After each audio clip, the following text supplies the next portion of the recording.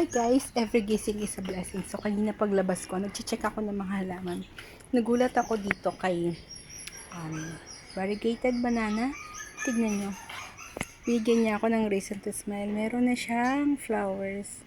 Diba? First time ko nakakita ng flowers ng variegated banana. Kaya napangiti ako. Kasi nag-check ako, may mga uod sa kasuso. So ngayon na, kinain na nga ito. Pero okay lang, maganda pa rin siya. So, natanggal ko na yung mga dapat tanggalin. Kasi ito po, tignan nyo. Namumulaklak na itong variegated peace lily ko. Dalawa na yan.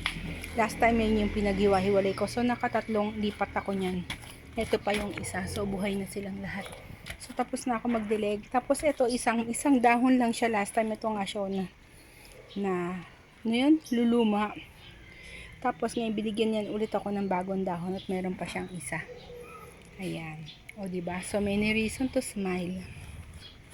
Tapos, syempre, nakabuka na itong favorite kong, ayan, butterfly. Green butterfly. Inuwi ko kasi sa giginto yung ano niyan, yung violet niyan. So, yan, yung green niya. Punta kasi kanina, lungkot na lungkot yung mga halaman. Kaya nakapagdilig ako. Kaya, yan, nakita ko na sila. Ayan, nakapagdilig na ako. Ito naputol to kasi sa lakas ng hangin. Parang kasing laki ko na siya. Tapos naputol. Tinanim ko na siya ulit. Ito na yung pinagtaniman ko. So, meron na ulit siyang baby. Kaya, ayan, di ba?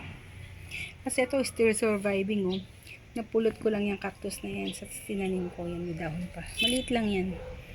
Ayan, nabubuhay na ulit siya. Kasi ngayon, mamamulaklak na naman yung mga cactus. So, lala ko silang silipin. Basta ito yung reason na ba't ako nag-smile ngayon. Salamat sa nagbigay nito. Ate May, shout out. Binigay niya sa akin to during pandemic. So, 2 taon na sa akin to. Sabi niya, kapag daw tinanim mo to sa lupa, madaling dadami.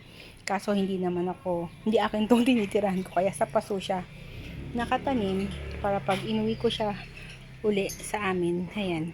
May uwi ko siya kasi nakapaso. Yun yung reason bakit nakapaso yung karamihan ng mga tinatanim ko dito. Kasi baka pag umalis ako dito, makukuha ko sila. Oh, guys, ito pa isa, oh. See, meron pang isang, ayun, no, meron pang isang namumulaklak dito. Ayan, guys. Oh, diba? So, lagi natin masasabi na every gising talaga is a blessing. So, hanggang dito na lang, guys. Thank you for watching. Bye!